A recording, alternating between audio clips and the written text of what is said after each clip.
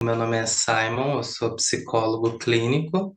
Para quem não está familiarizado com o termo, psicólogo clínico é o psicólogo que faz a intervenção individual ou em grupo para tratar o paciente ou fazer intervenções.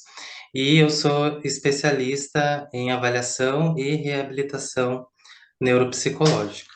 Então, vou falar com vocês a respeito de neurodivergência de pessoas adultas, do diagnóstico tardio até as suas implicações no contexto educacional, tá? Eu sou psicólogo clínico, eu atendo pessoas do Brasil e fora do Brasil também. Comecei os atendimentos a partir do ano de 2020, em setembro, mais precisamente, bem no auge da pandemia do novo coronavírus. E por conta desta situação, passei a atender pessoas de forma online mesmo, que naquela época era obrigatório, e em virtude da demanda e da possibilidade de atender pessoas de outros estados e de outros países, atendo de forma online até hoje. Eu sou especialista em terapia cognitivo-comportamental, a TCC, e terapias contextuais, que envolve a terapia racional emotivo-comportamental e a terapia de esquemas. Como eu falei para vocês, eu fiz a minha especialização em avaliação e reabilitação neuropsicológica. Sou uma pessoa diagnosticada com TDAH do tipo desatento e eu recebi o meu diagnóstico tardio mesmo, aos 26 anos de idade. Então, sempre fui uma criança meio estranha, com 10 anos. As outras crianças acordavam cedo para ver TV Globinho e eu estava vendo pequenas empresas, grandes negócios, telecurso, Globo Rural. E a- a- ao passar dos anos, meu hobby favorito era ver documentários de experimentos sociais, onde os cientistas eles faziam várias experimentações sociais e eles estudavam a ação da pessoa e o que acontecia no cérebro. Eu achei aquilo fascinante e pensei, esse tipo de cientista, não sabia precisamente o que deveria fazer para chegar nessa profissão. E num primeiro momento pensei em fazer medicina para me tornar neurologista, mas como sempre foi muito caro, né? Eu acabei optando pela psicologia porque eu sabia que estudaria é, o cérebro e o comportamento lá. Sou palestrante, ministrei algumas palestras para algumas empresas, né, sobre neurodiversidade, sobre políticas afirmativas de equidade racial e também sobre saúde mental do colaborador. E parceiro aqui do Instituto CIS, Criatividade e Superdotação. O que nós abordaremos hoje? Então, eu vou falar para vocês sobre o que é a neurodivergência, sobre o diagnóstico tardio, que é o diagnóstico que acontece na vida adulta, sobre as consequências da saúde mental de pessoas neurodivergentes, sobre a importância da avaliação neuropsicológica, alguns direitos, sobre a psicoeducação e o manejo, tá? Manejo para a própria pessoa neurodivergente, assim como para auxiliar, subsidiar professores e pais familiares, né, que acompanham a pessoa. Bom, então, o que é neurodivergência de fato, tá? Então, a neurodivergência é o termo que se refere a indivíduos que possuem um funcionamento cerebral divergente da população geral, certo? Por este motivo, elas apresentam alterações no processamento tanto cognitivo, sensorial e comportamental, ou seja, processamento cognitivo, como eu percebo a informação social, como aquele estímulo chega no meu cérebro, como eu penso sobre aquilo, como eu sinto, né, aquele estímulo, né, como eu sinto na minha pele, na minha audição, na minha visão, no meu olfato, e alterações comportamentais que acabam sendo consequência de todos esses processos. Então, são condições do neurodesenvolvimento. Significa que elas se expressam desde a infância, mesmo que os sinais passem despercebidos e o diagnóstico seja descoberto somente na fase adulta. Então, por serem condições do neurodesenvolvimento, apesar da pessoa receber o diagnóstico na fase adulta, no momento da avaliação, no decorrer da avaliação, a gente precisará investigar a história desta pessoa, porque ela já deve ter manifestado esses sintomas, né? Então, me chama muita atenção essa explosão de diagnósticos de neurodivergentes que descobrem a sua condição na fase adulta, e que dizem que os sintomas aparecem na fase adulta, né? E os sintomas não podem aparecer na fase adulta, né? Então, provavelmente eles foram mascarados na infância, ou então a pessoa passou despercebido, tá? Bom, vamos entender um pouco sobre o que envolve a neurodivergência, né? A neurodivergência envolve o transtorno de déficit de atenção e hiperatividade, o TDAH, o transtorno do espectro do autismo, os transtornos da aprendizagem, que envolvem a dislexia, a descalculia, a desortografia, a disgrafia, a síndrome de Tourette, as altas habilidades, superdotação, que não são considerados transtornos, tá? Mas é uma condição do neurodesenvolvimento, e a dupla excepcionalidade, que envolve a superdotação quando ela está associada a alguma deficiência ou algum transtorno específico. Ok, vamos falar aqui a respeito de alguns sinais, né? Porque esses sinais, eles se manifestam precocemente, e aqui eu coloquei alguns sinais que são proeminentes, que são padrão de determinados tipos de condições. Por exemplo, no caso do autismo, existe um déficit de comunicação social. A comunicação social, ela não envolve apenas a linguagem expressada, mesmo que a pessoa fale muito bem, que ela se expresse muito bem, a comunicação social envolve a decodificação de pistas sociais. A pessoa conseguir entender emoções nos rostos das pessoas, detectar micro expressões faciais, conseguir oscilar o ritmo da fala, né, para não ficar aquela fala monótona, e conseguir tanto receber essas informações de forma automática, e como também expressar, né? Então, tudo isso envolve uma comunicação social e padrões restritos e repetitivos de comportamento. O TDAH, que são déficits persistentes de desatenção, impulsividade e hiperatividade. Então, veja, são déficits persistentes. A pessoa tem um padrão de desatenção, impulsividade ou hiperatividade, né, em várias áreas da vida, e que começam desde muito cedo, certo? Então, quando uma pessoa chega com suspeita de déficit de atenção, a gente precisa avaliar outras questões que podem interferir na desatenção desta pessoa, porque a atenção é uma função psíquica básica e ela é muito fácil de ser alterada, né? Por exemplo, se eu estou num emprego que é desmotivador, ou se eu escolho um curso superior que é desmotivador, fica fácil de eu perder a atenção, né? Porque para que eu me atente a algo, eu preciso estar motivado, tá?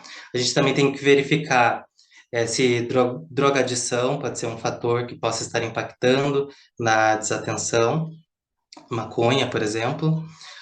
Tem que verificar também questões orgânicas, né? Por exemplo, deficiência de vitaminas do complexo B podem gerar desatenção, antes da gente poder fechar um diagnóstico de déficit de atenção, por exemplo, tá?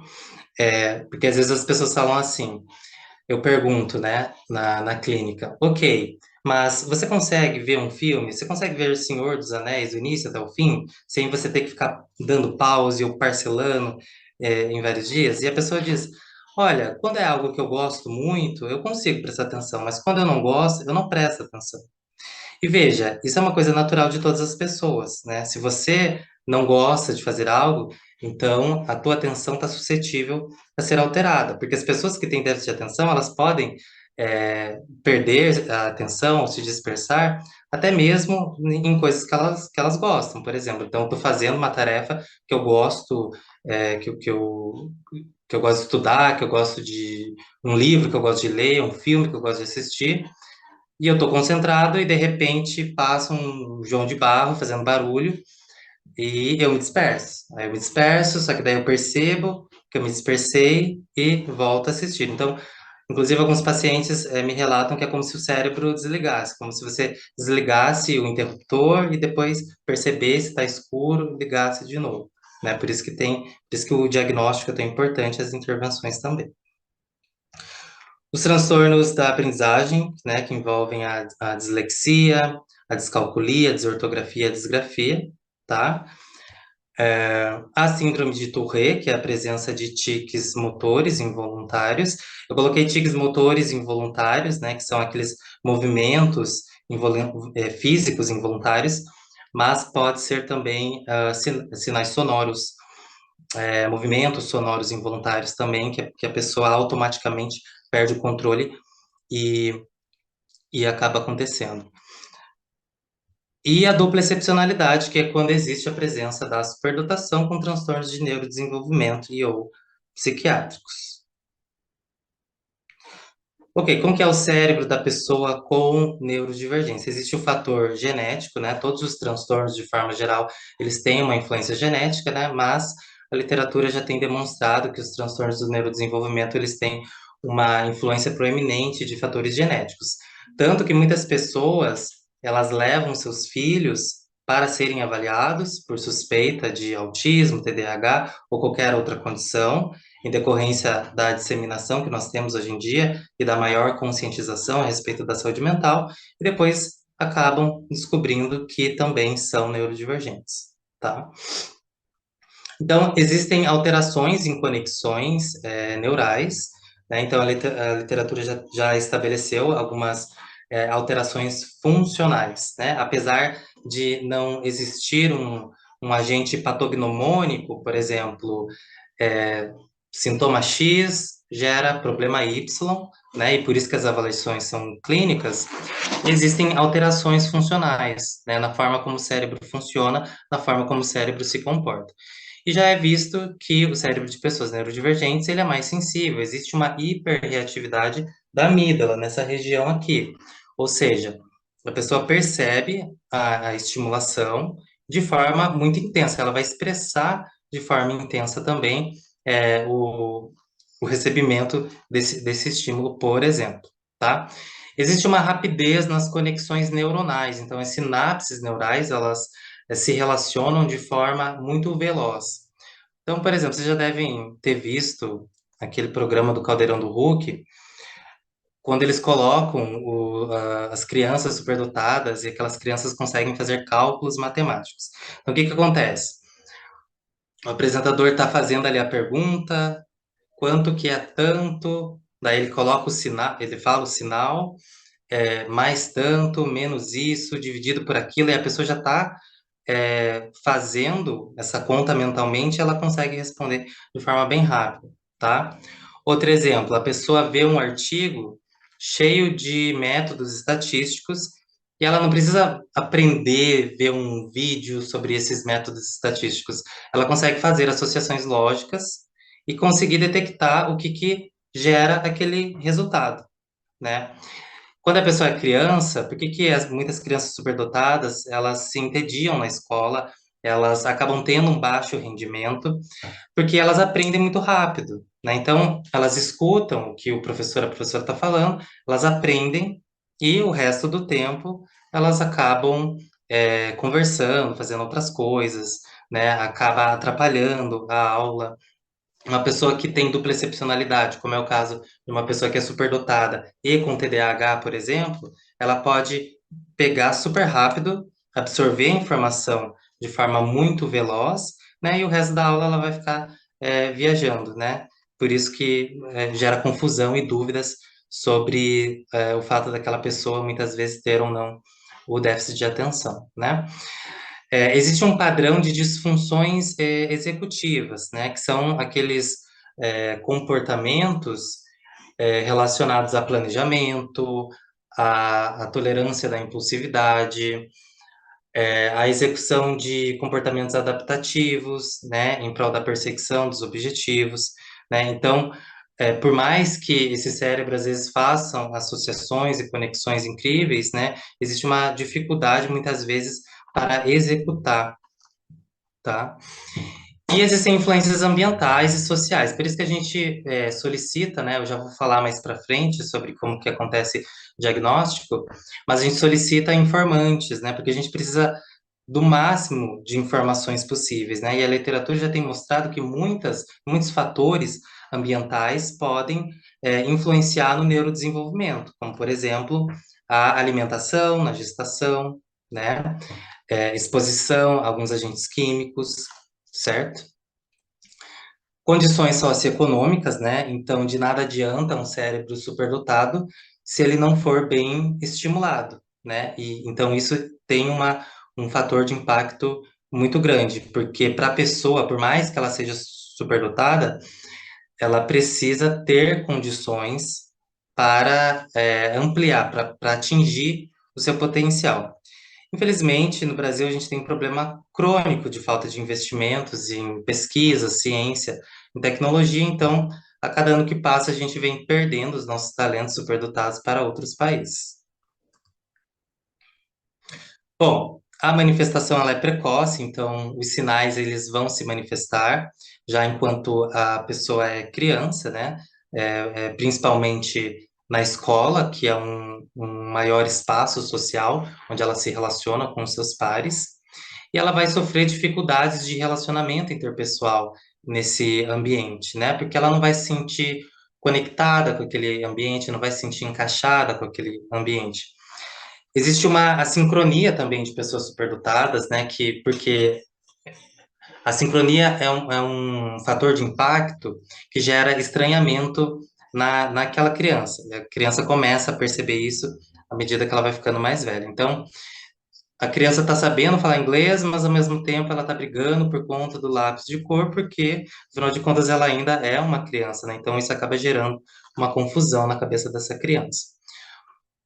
O bullying, né? Então, as crianças neurodivergentes, elas acabam sofrendo processos de bullying e começam, então, a presença de sintomas relacionados à ansiedade, a estresse e humor deprimido, né?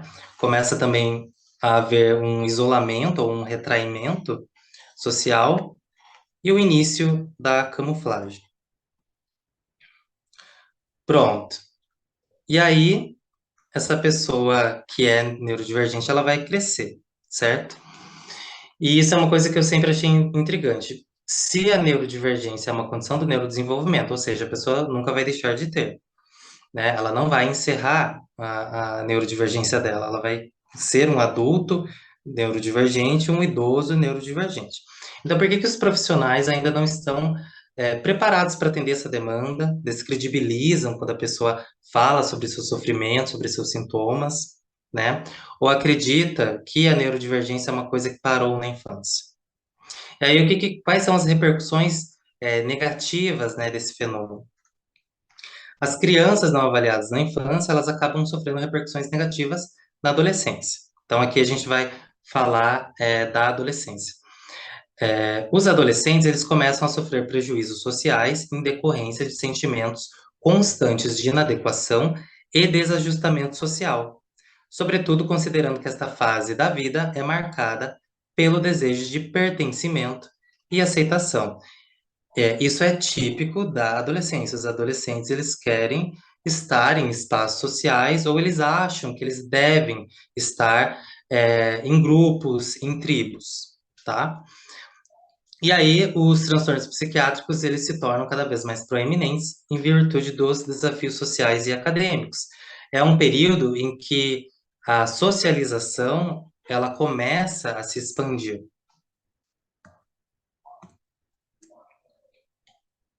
E a saúde mental fica abalada. Então, o adolescente ele começa a se enxergar diferente dos demais pares. Ele nota que muitas coisas consideradas naturais para a maioria das pessoas de sua idade são mais difíceis e passa a mascarar características da personalidade que não são socialmente aceitas, que é o famoso masking, né? Vocês já devem ter ouvido falar sobre isso. O masking é uma camuflagem. Por exemplo, então a pessoa começa a esconder estereotipias, que são aqueles movimentos com as mãos, com o corpo, né, para se regular em períodos de estresse. Ela começa a alterar a sua personalidade conforme o contexto, conforme a pessoa com a qual ela está conversando. Então, algumas outras pessoas podem interpretar isso como uma falsidade. E ela precisa se esforçar para entender todos os sinais sociais expressados durante uma conversação comum, por exemplo, né? Porque, como eu falei para vocês, a comunicação social ela é algo muito completo e muito complexo, né? Então, se para pessoas que não são neurodivergentes é natural, é automático detectar todos os sinais, para uma pessoa que é neurodivergente, como por exemplo uma pessoa autista, já é mais difícil. Ela precisa se esforçar para conseguir detectar esses sinais, essas pistas e ainda manter uma conversação adequada. Ou então uma pessoa com TDAH, que às vezes ela dispersa o que a pessoa está falando, ela precisa pedir para repetir. Então, esse acúmulo de funções, esse gasto de energia, de esforço despendido, acaba gerando muito cansaço, né? E muitos pacientes me relatam que eles se sentem extremamente esgotados quando eles precisam interagir por bastante tempo, por exemplo. Ok, e aí na vida adulta? Na vida adulta acontece o quê? Acontece o aumento das responsabilidades, né? Esse é um dos fatores que leva com que a pessoa não seja diagnosticada cedo, com que ela não seja diagnosticada na infância, por exemplo. Por quê? Porque as dificuldades dela são mascaradas, né? Como as colegas citaram anteriormente, brilhantemente. Ou então, é uma criança que ela tem a vida facilitada, né? Por exemplo, a criança que tem uma família que faz tudo por ela, então ela não precisa, ela não tem tanto prejuízo, né, social. E como ela não tem tanto prejuízo, né, nem ela, tampouco a família vai identificar. Quando ela chega na faculdade ou ela vai para o mercado de trabalho, não tem ninguém para pegar na mão dela e fazer o que ela precisa fazer. Ela mesma precisa começar a se virar. E aí que vão aparecer as dificuldades. Ela começa a notar que ela tem muitas dificuldades que para as outras pessoas são naturais, mas para ela não, para ela é mais difícil. E aí também associado a isso, atrelado a isso, vem esse constante sentimento de inadequação e de que provavelmente existe alguma coisa errada comigo. Costumam receber diversos diagnósticos incorretos ou imprecisos, né? Então, aí começam as visitas aos médicos, aos psicólogos, e a pessoa recebe uma porrada de diagnóstico, né? Por exemplo, ansiedade, depressão, bipolaridade, transtorno de personalidade borderline, TOC, que é o transtorno obsessivo compulsivo, e até mesmo esquizofrenia. Muitas vezes esses diagnósticos não é que eles estejam incorretos, mas eles acabam sendo desenvolvidos, né, como uma comorbidade do transtorno de neurodesenvolvimento que essa pessoa tem, ou da condição de superdotação, por exemplo, tá? E como que a gente chega no diagnóstico da dupla excepcionalidade, né, que é o transtorno associado, ou da condição da superdotação? A gente vai fazer uma entrevista clínica. Vai haver uma avaliação transversal, né, que é quando a pessoa conta o que está acontecendo, por que ela está me procurando. Uma avaliação longitudinal, né, então eu peço para que ela me conte sobre a história de vida dela, da infância até a adolescência, e, principalmente em casos de transtornos do neurodesenvolvimento, a história do neurodesenvolvimento, né? Por isso é muito importante contar com a ajuda dos pais, né? É, principalmente a mãe.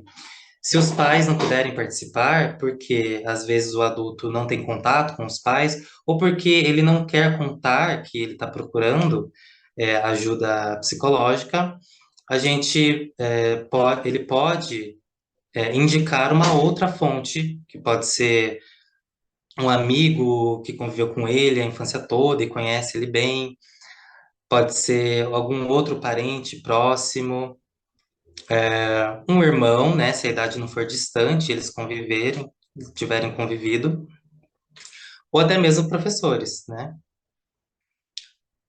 Aí a gente faz a testagem neuropsicológica, né? Então, a avaliação clínica ela é soberana, a avaliação neuropsicológica, que é a parte da testagem neuropsicológica, ela acaba sendo um complemento, que a gente vai verificar como que o cérebro da pessoa se comporta quando ela é colocada à prova, né, de desempenho cognitivo, né, para verificar os padrões ali dos resultados daqueles testes é, que ela está sendo submetida para daí a gente chegar na comunicação dos resultados. Ok. Então, coloquei aqui alguns testes comuns, né, que a gente costuma aplicar nos pacientes, né? O principal deles é a VAIS, que é a escala Wechsler de inteligência. Ela é utilizada internacionalmente, é considerada padrão ouro, né, para a investigação do construto da inteligência. E ela pode ser aplicada para pessoas acima dos 16 anos, tá? Então, na verdade, ela é a versão adulta da VISC, né, que é a escala Wechsler de inteligência para crianças.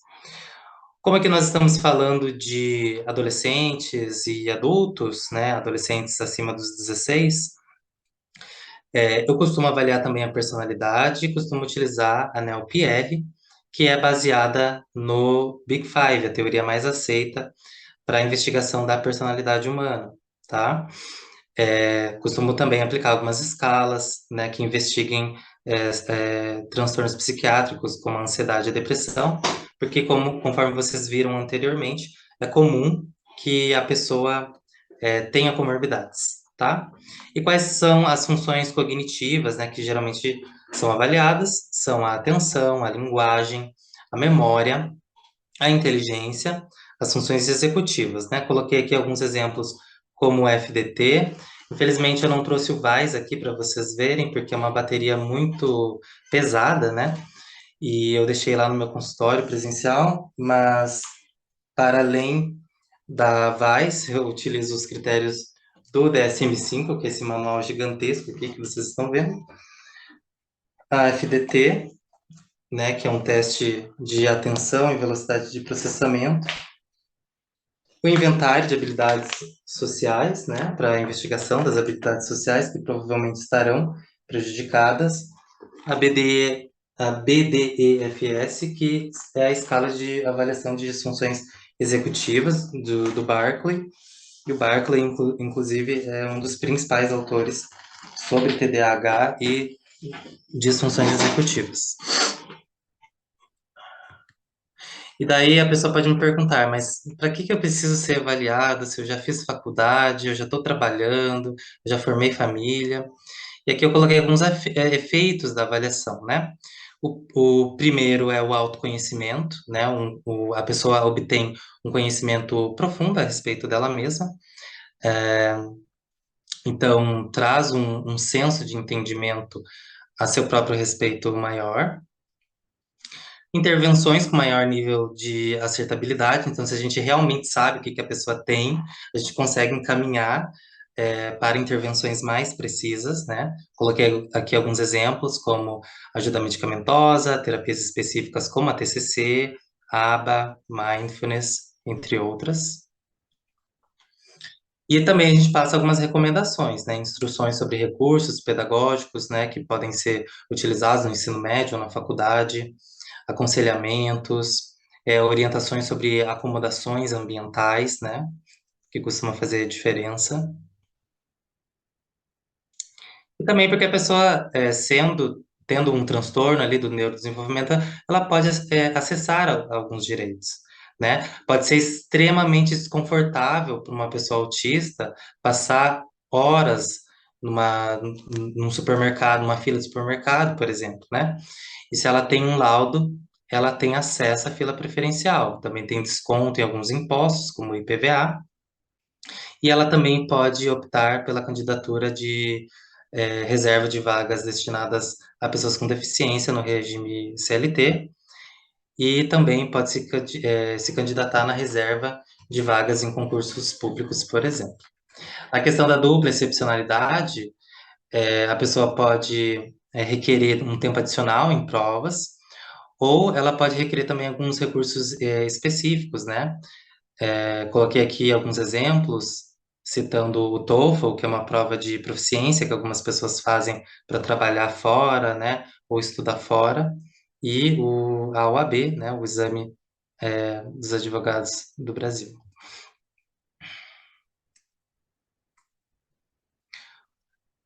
Bom, a pessoa sabendo que ela tem, então ela consegue manejar melhor os processos que geram dificuldade e interferem na qualidade, na funcionalidade dela no dia a dia, tá?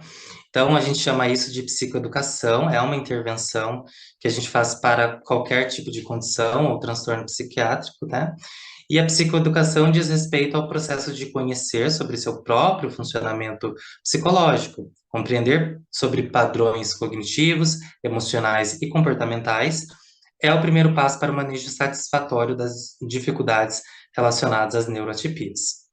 Pronto, então a pessoa conseguir compreender como ela pensa, o porquê, qual é a origem, como que isso afeta ela emocionalmente, o que que ela faz para se manter disfuncional, quando ela tem esse entendimento, essa compreensão, né, fica mais fácil de manejar o seu ambiente, os seus relacionamentos e ampliar a sua funcionalidade, né, fazendo com que ela tenha mais qualidade de vida no final das contas. Então, ela vai conseguir se desenvolver socialmente, né, com desenvolvimento de habilidades sociais, a redução do masking, né, que é aquele ato de mascarar sinais e sintomas. Ela passa a reconhecer suas forças e fraquezas. É muito importante também a gente passar para a pessoa no que ela se destaca, porque ela pode compensar as suas dificuldades é, com, com as habilidades que ela tem. E existe a possibilidade de obter mais sucesso no enfrentamento das dificuldades. Aqui eu coloquei entre parênteses shutdowns e meltdowns, tá? Então, shutdowns é como se fossem apagões, né? Então, a pessoa ela está num estado de sobrecarga tão forte e insuportável que é como se o próprio cérebro preservasse ela, fazendo com que ela se desligasse momentaneamente, e aí a pessoa fica reclusa, tira a foto do WhatsApp, se isola, como se precisasse se reenergizar, né? Já que seria inadequado ela ter um meltdown, né? Um meltdown já é uma explosão, né? Um meltdown já é mais comum em crianças. Então, quando a gente vê aquele comportamento que parece birra, mas muitas vezes acaba sendo uma reação aos desconfortos sensoriais, a gente chama isso de meltdowns, né? Então, se você conseguir saber o que que te estressa, o que que gera ansiedade, o que que gera aquele descontentamento, né? Você vai manejando o seu ambiente, você vai adquirindo habilidades socioemocionais que permitem que você tenha mais qualidade de vida no final das contas. Eu coloquei aqui algumas estratégias e adaptações pessoais e profissionais para a própria pessoa. E destaquei aqui a prática de mindfulness, a atenção plena, ou seja, você estar consciente sobre o que você está fazendo. Isso pode auxiliar na melhoria da atenção, para pessoas com TDAH, por exemplo. Isso pode auxiliar também para pessoas autistas a mitigarem os efeitos nocivos de estímulos adversos. Por exemplo, existe uma vertente do mindfulness que é associada à alimentação. Então, o que a gente pode instruir uma pessoa autista quando ela está sobrecarregada, né, num restaurante, muitas pessoas conversando ao redor, muitos ruídos, né? A prática de atenção plena pode ajudar essa pessoa a se concentrar num tipo de estímulo que não seja desprazeroso, né? Como se ela fizesse assim um cancelamento.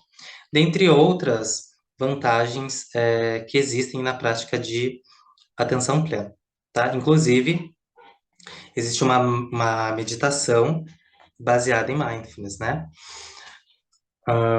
Descobrir o que funciona melhor em termos de metodologias de estudo. Então, a pessoa, ela descobre que ela é mais visual, que ela consegue aprender com imagens, com gráficos, né? E aí ela pode utilizar recursos visuais para ampliar a sua aprendizagem. A importância do ambiente para a organização, então isso faz toda a diferença, né? Você manejar o ambiente onde você está trabalhando, onde você está estudando. Coloquei aqui a matriz de Eisenhower, né? Só como um exemplo. A matriz de Eisenhower é uma técnica que visa o planejamento em termos de priorização, né? Você conseguir priorizar as suas demandas, as suas tarefas, para que você possa ter uma rotina menos estressante, né? E isso pode ser útil para trabalhadores autônomos ou trabalhadores independentes, né? Que não tem essa regra, né? Que trabalhadores no regime CLT costumam ter, por exemplo. E a psicoterapia ou treinamento de habilidades sociais costuma ser extremamente útil e essencial, muitas vezes. Aqui eu falo sobre algumas estratégias educacionais, né? Então, tirar bom proveito dos hiperfocos, mas saber gerenciá-los, né? Então, assim, depender, o hiperfoco, ele não necessariamente vai ser algo ruim, depende de como você utiliza ele, né? Se você vê que você está ultrapassando ali, que aquele hiperfoco está impactando em outras áreas da vida, precisa saber gerenciar. Contar sobre o seu diagnóstico, sobre a sua condição, pode ser útil se isso tornar as pessoas que convivem com você mais compreensíveis, né? Então, a pessoa pode se tornar menos exigente na interação com você, porque ela sabe sobre o seu transtorno ou sobre a sua neuroatipia. Agora, isso é uma coisa muito individual, né? Ninguém é obrigado a contar sobre o seu diagnóstico para ninguém. E se envolver em atividades que estimulam o potencial costuma ser extremamente interessante, como, por exemplo, fóruns de pesquisa, se você está na faculdade, iniciação científica, né? Se a tua faculdade te permitir fazer uma iniciação científica, você acaba aproveitando as habilidades que você tem. Falando agora com familiares e pessoas próximas, né? Como que familiares podem ajudar? Os familiares, eles podem ajudar reduzindo estímulos desconfortáveis, né? Então, por exemplo, uma questão de seletividade alimentar, né? Não force a barra, né? Se a seletividade alimentar estiver impactando a vida da pessoa, a saúde da pessoa, você pode introduzir gradativamente, né? Ou então fazer um preparo daquele ingrediente de uma forma diferente, né? Até que aquela pessoa possa se acostumar. Estou falando de seletividade alimentar só como um exemplo para ilustrar mesmo. Ser objetivo, evitar rodeios desnecessários, né? Evitar aquele discurso prolixo ou então muito vago, né? Que pode fazer a pessoa acabar se dispersando do que você está falando, ou até mesmo não entendendo, né, aonde você quer chegar, tá? Respeitar as características individuais, né? Então, saber que, para além do diagnóstico, do rótulo que aquela pessoa recebeu, ela tem uma personalidade, ela pode ser mais introvertida, mais extrovertida, mais analítica, mais misteriosa, e o que quer que seja.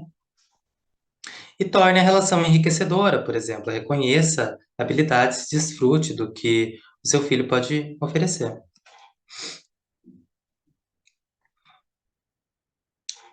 Bom, falando com professores, né? Como é que os professores podem ajudar?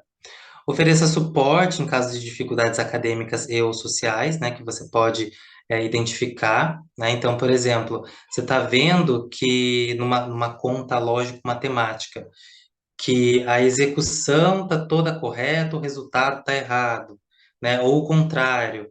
E você vê que é um padrão. Ou seja, a pessoa está entendendo a, aquela formulação, mas tem alguma coisa ali que está fazendo ela errar, né? E você, se for um professor antenado, vai conseguir perceber e dar suporte para o seu aluno ou aluna, tá? Evite situações de exposição potencialmente constrangedoras que não interfiram no rendimento acadêmico, né? Então, será que essa situação de exposição é realmente necessária? Será que ela não vai ocasionar algum desconforto para o meu estudante, né? Tem que pensar nisso. E aproveite os talentos únicos do seu aluno, extraia o melhor que ele pode oferecer às suas aulas ou projetos. Ele pode ser representante de turma, ele pode te ajudar como monitor, né? Eu lembro que eu era monitor da matéria da disciplina de neuropsicologia, na época que eu fazia faculdade, eu gostava muito, foi bastante enriquecedor pro meu currículo. Porque a gente só vai conseguir fazer a inclusão, de pessoas quando a gente, dá acesso a elas, aos espaços que todo mundo ocupa, né? Isso que é uma inclusão de fato, como vocês estão vendo aqui nesse círculo, né? Diferentemente de uma integração, que é quando você simplesmente integra a pessoa no mesmo espaço, tá? Bom, eu trouxe algumas séries e filmes também, caso vocês tenham interesse. A maioria destes aqui estão disponíveis na Netflix.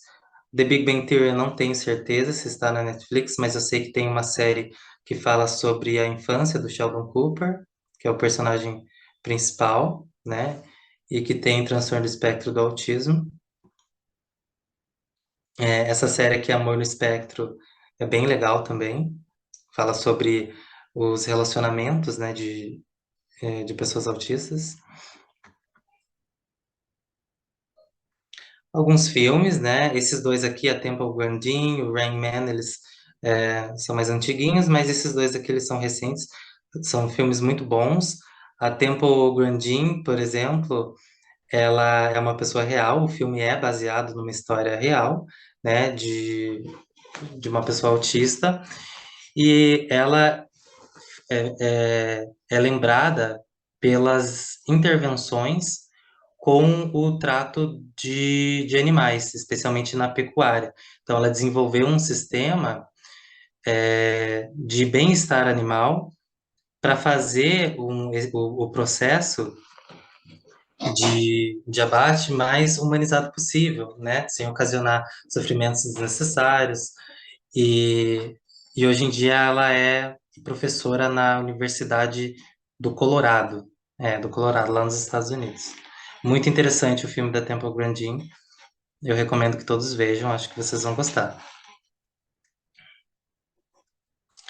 Trouxe algumas personalidades, né? Então veja, os neurodivergentes eles estão por todas as partes, né? Talvez vocês conheçam alguém próximo, ou alguém não tão próximo, né? Como, por exemplo, a Greta Thunberg, com autismo, o Keanu Reeves, que é um ator com dislexia, né? Então, pode ser surpreendente como que um ator tem dislexia, né? Mas ele tem e é um excelente ator, pelo menos na minha opinião.